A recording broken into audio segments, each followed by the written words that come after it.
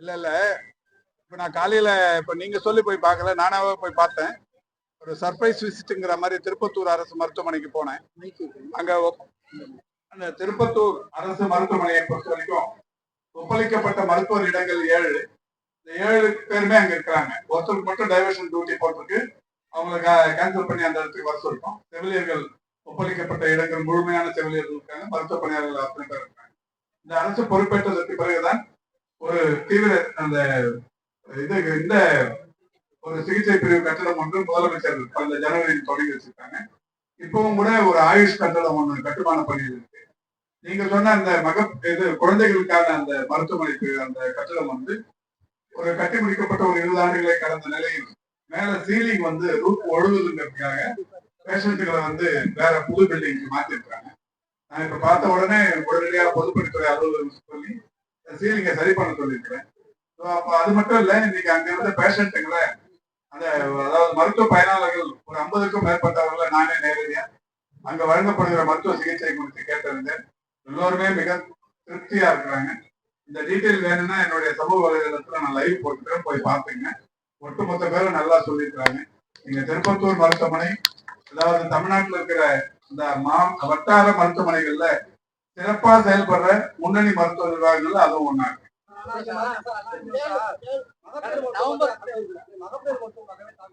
இல்லங்க டாக்டர், இல்லங்க கேட்டுங்க, நான் இப்ப சொன்னேன் 7 மருத்துவர்கள். இப்ப போங்க, நீங்க மகப்பேருக்கான மருத்துவரும் இருக்கிறாங்க. 7 மருத்துவர்கள். நேற்றுக்கு ஒரு குழந்தை பிறந்திருக்கு, இன்னைக்கு காலைல ஒரு குழந்தை பிறந்திருக்கு, 2 குழந்தையும் நல்லா இருக்கு. நான் பார்த்துட்டு வந்தேன். இப்ப நீங்க வெளியில சொல்ற தகவலை வச்சுட்டு கேட்காதீங்க. நீங்க மருத்துவமனைக்கு போங்க, ஆய்வு பண்ணுங்க, உங்களுக்கு பர்மிட் பண்றோம். இப்ப போய் பார்த்துட்டு வாங்க. நவம்பர் 30ஆம் தேதி ஒரு விபத்து நடந்துச்சு. அரசு பேருந்து போச்சு. மொத்தம் 12 பேர் இறந்தாங்க, 80க்கும் மேற்பட்ட காயப்பட்டாங்க. ஆனா காரைக்குடிக்கு வந்த அனைவருமே காரைக்குடி மருத்துவமனையில சிகிச்சை நடந்தது. ஆனா திருப்பத்தூர் மருத்துவமனையில சேர்த்து 60 மேற்பட்ட திருப்பத்தூர் மருத்துவமனையில வந்து ஒருத்தருக்கும் சிகிச்சை கொடுக்க முடியல. எல்லாருமே மதுரைக்கும் சிவகங்கைக்கு அனுப்புறாங்க. ஒவ்வொரு மருத்துவமனையின் கட்டமைப்பும் அந்த மருத்துவமனையின் தரத்தை பொறுத்து. HSC சொல்ற துணை சுகாதார நிலையங்கள்ல ஒரு கிராம சுகாதார செவிலியர் தான் இருப்பாங்க. அங்க போய் நீங்க ஏன் டாக்டர் இல்லைன்னு கேட்க முடியாது. இல்ல கேட்டுங்க, அங்க ஒரே ஒரு துணை சுகாதார நிலையம், ஒரே ஒரு செவிலியர் தான் இருப்பாங்க. அவங்களோட வேலை என்னன்னா அந்த கிராமத்துல இருக்கிற மகப்பேறு பயனாளர்களை கண்டறிந்து அவங்களுக்கு தொடக்கத்திலிருந்து தேவையான உதவிகளை பண்றது மட்டும்தான் அந்த துணை சுகாதார நிலையத்தோட வேலை. ஆரம்ப சுகாதார நிலையத்துக்கு 1-2 மருத்துவர்கள் தான் இருப்பாங்க. அங்க வந்து நைட் டியூட்டிக்கு ஏன் டாக்டர் இல்லைன்னு நீங்க கேட்க முடியாது. என்னன்னா அங்க 5 மணியோட முடிஞ்சிடும். அதுக்கப்புறம் காலான் டியூட்டி தான், போன் பண்ணி கூப்பிட்டாதான் டாக்டர் வரும். வட்டார மருத்துவமனைகள் தான் இந்த மாதிரி 6-7 மருத்துவர்கள் இருப்பாங்க. இதை தாண்டி டிஸ்ட்ரிக்ட் ஹெட் குவார்டர்ஸ் இருக்கு. அங்க போனீங்கன்னா 70-80 மருத்துவர்கள் இருப்பாங்க. அதை தாண்டி மெடிக்கல் காலேஜ் ஹாஸ்பிட்டல் போனீங்கன்னா 400-300 டாக்டர் இருப்பாங்க.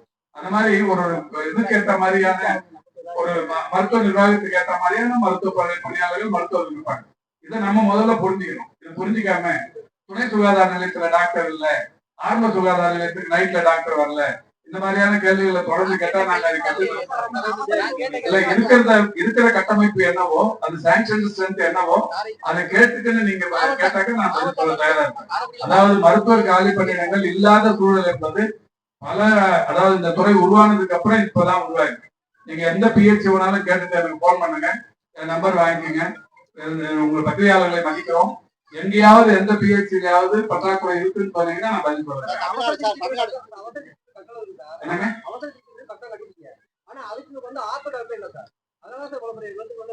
இல்லங்க, அதாவது 7 மருத்துவர்கள் அங்க சாங்ஷன் ஸ்ட்ரென்த்துங்க, 7 பேருமே டியூட்டியில் இருக்கிறாங்க. அதுல ஒருத்தர் மட்டும் இப்ப டைவர்ஷன் போட்டிருந்தது, அதையும் கேன்சல் பண்ண சொல்லிட்டாங்க. அதாவது அவசர சிகிச்சை பிரிவு கட்டடத்துல அப்ப இங்க இது வரைக்கும் ரெட் ஜோன்ல ஒரு பேஷண்ட்டும் இல்ல, போய் பார்த்தேன். இப்ப கிரீன் ஜோன்லயும் பேஷண்ட் இல்ல, எல்லோ ஜோன்ல இருக்கிற பேஷண்ட்டை குழந்தைகளை எடுத்து வந்து அங்க தங்க வச்சிருக்காங்க. இந்த குழந்தை பிறந்தவங்க. அதுக்கு என்ன காரணம்னா நீங்க சொன்ன மாதிரி இந்த குழந்தை பிரிவுக்கான கட்டிடம் சீலிங் ஒழுகுறதால PWD சொல்லிருக்காங்க, அதை இப்ப பயன்படுத்தாதீங்கன்னு சொல்லிருக்காங்க.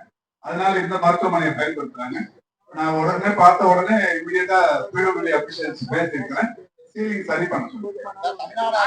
தமிழ்நாடு அரசு மருத்துவத்துறை சார்பா உயர்தர சிகிச்சையில வந்து மக்களை தேடி இந்த மாதிரி கேம்புகள்.